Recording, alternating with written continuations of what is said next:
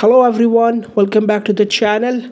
Today in this video I'm going to show you how to fix DeepSeek AI. The operation could not be completed error on iPhone and iPad. So let's get started without wasting any time. So guys, before starting the video, make sure that your iPhone is connected to the internet and your internet is working properly. Usually this problem is caused by an internet glitch or slow internet.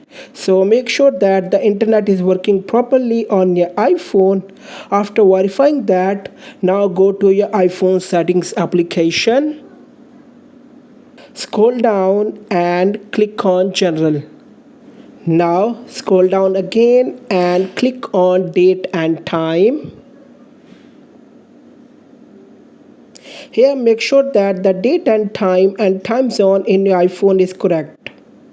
After confirming this, go back to the previous menu, swipe down and find VPN and device management and tap on it. Here make sure that your iPhone is not connected to any VPN. After confirming this, now go back to the home screen and open the App Store application on your phone.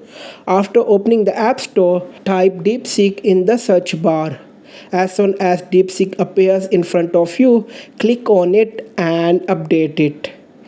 If no update is appearing here, then delete the application once and reinstall it. After that, open the DeepSeek application and check if the problem is resolved or not. So guys, you can see that the could not be completed problem has been resolved. That's it. Like, share and subscribe to the channel. Thanks for watching the video.